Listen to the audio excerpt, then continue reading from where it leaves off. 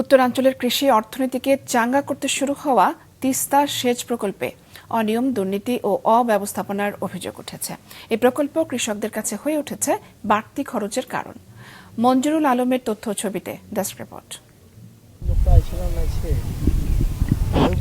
প্রায় ৩৫ বছর আগের সমীক্ষার ভিত্তিতে নেওয়া তিস্তা সেচ প্রকল্পের সংস্কার ও সম্প্রসারণের উদ্যোগের ব্যয় ধরা হয়েছে ১৪৫২ কোটি টাকা।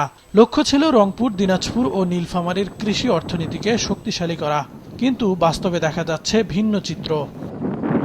নিম্নমানের নির্মাণ সামগ্রী ব্যবহারের কারণে অনেক জায়গায় ভেঙে পড়ছে বাঁধ ও সেচ নালা।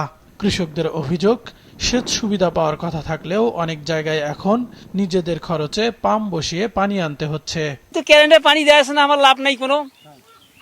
এই মনে করেন পানি যখন দেয় সেখন হয়, সেখন না দেয় নাই, অং টেমে পানি দেয়।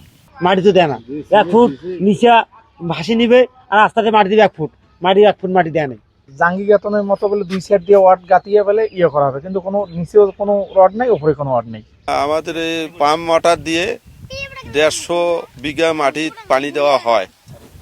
দরপত্র অনুযায়ী বাইরে থেকে মাটি আনার নিয়ম থাকলেও স্থানীয় জমির মাটি কেটে কাজ করার অভিযোগ উঠেছে। অন্যদিকে পাওবো নথিতে কাজ প্রায় ৯০% শেষ দেখালেও বাস্তবে তা হয়নি বলে অভিযোগ এলাকাবাসীর। ওই যা মাটি সাইড দিয়ে কাটিয়া ওই দিয়া লেবেল করে দিয়া আবার ওই যে উল্টাউল্টি ভেকু দিয়ে উল্টাউল্টি করিয়া হয়ে গেল, ওই মাটিটাও শেষ। আমাদের বাড়ি মাঝে মাঝে উঁচা হয়ে গেছে, কিন্তু রাস্তাটা মানে নিচে হয়ে গেছে। প্রথমবার যেটা করছে এটা কামে নয়, এটা কাম হয় না, এটা কি কাম? এটা তাবত আইয়ে উল্টি গেছে, সব তাবত প্লেটে উল্টি গেছে। এখান থেকে দেখেন সব প্লেট উল্টি গেছে। ৩৫ বছর আগের সমীক্ষায় এই প্রকল্পকে অর্থের অপচয় বলছেন নদী গবেষকরা। আর অনিয়মের অভিযোগের বিষয়ে পাওবো কর্মকর্তাদের বক্তব্য চিরাচরিত ও দায়সারা।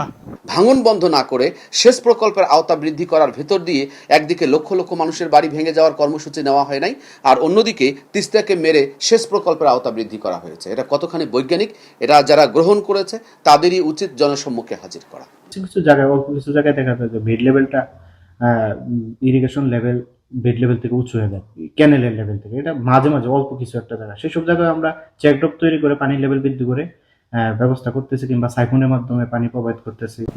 2022-এ শুরু হওয়া এই প্রকল্পের মেয়াদ 2024-এ শেষ হওয়ার কথা থাকলেও সময় বাড়ানো হয়েছে 2026 সাল পর্যন্ত। মাছরাঙা, নিউজ ডেস্ক।